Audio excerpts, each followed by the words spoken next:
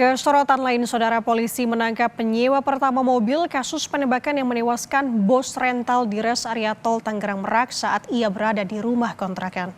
Selain melibatkan anggota TNI, kasus ini juga berkembang ke pelanggaran etik karena adanya dugaan pembiaran anggota Polsek Cinangka, Polda Banten.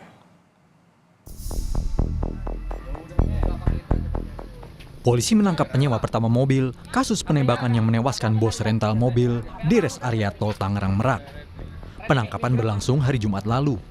Pelaku Ajat Supriyatna ditangkap di kontrakan saudaranya yang berada di Kecamatan Picung, Kabupaten Pandeglang, Banten. Meski tersangka Ajat tidak ada di lokasi saat penembakan di res area, ia merupakan penyewa pertama mobil milik bos rental yang tewas ditembak. Ajat diduga berperan mencari mobil sewaan untuk kemudian dibawa kabur dan memberikan mobil tersebut ke penadah. Yang menjadi terduga sebagai penyewa mobil rental, di mana saat ini ada kejadian penembakan bos rental yang terjadi di KM 45 Tol Tangerang Merak. Kami berhasil mengamankan saudara AS ini di kontrakan saudaranya yang beralamat di daerah Picung, Kabupaten Pandeglang. Karangan bunga dan rekan korban masih terus berdatangan ke rumah duka. Anak korban mengatakan pria yang menodongkan pistol ke ayahnya mengaku sebagai anggota TNI Angkatan Laut. Itu penyewa, itu saudara Ajat, itu penyewanya, bukan pelaku yang mengaku sebagai oknum TNI itu. Berarti kalau yang pas di video amatir penyergapan di kilometer 45 itu baru yang mengaku anggota TNI? Betul. Yang menodongkan pistol, betul, dia yang mengaku oknum anggota TNI AL. Ya, Usaha rental mobil memang banyak dijadikan target para penjahat. Modusnya bermacam-macam. Salah satunya adalah memindahtangankan mobil yang disewa kepada pihak lain. Sekarang ini zaman penjahat rental itu kan marak, Mbak, di usaha kami. Risiko usaha kami itu sekarang ini ya penjahat rental gitu, Mbak. Jadi modusnya gade, jual putus. Pada saat nyewa, seperti ini kejadian yang kemarin ini, setiap unit kan ada GPS, Mbak. Maraknya penjahat rental mobil tak lepas dari keberadaan sindikat.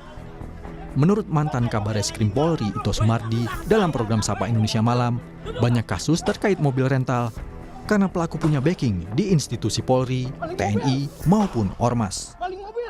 Si pelaku sindikat ini berani karena dia merasa ada backingnya ya.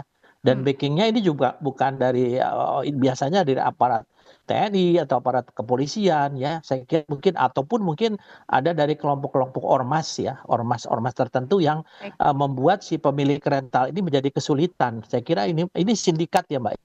Saya ini sindikat dan harus dibuktikan oleh Polres. Demikian. Selain keterlibatan oknum TNI yang tengah diselidiki adalah dugaan pembiaran petugas Polsek Cinangka terhadap korban penembakan. Kapolsek Cinangka, AKP Asep Iwan Kurniawan bersama 3 anggotanya diperiksa Propam Polda Banten bersama Propam Polres Cilegon. Mereka diperiksa karena menolak mendampingi korban saat hendak mengambil mobilnya. Jadi kita juga tidak mau melakukan pelanggaran hukum, termasuk juga prosedur yang sudah ada seperti itu. Dilakukan pemeriksaan sampai saat ini untuk intensnya baik dari Propam Polres Cilegon termasuk juga Propam Polda Banten sendiri. Panglima TNI Jenderal Agus Subianto menyatakan, anggota TNI AL yang diduga menembak dan menewaskan bos rental mobil diperiksa polisi militer TNI Angkatan Laut. Sebelumnya, anak korban menyebut satu pelaku mengaku anggota TNI ketika mengacungkan senjata api dan menembak korban.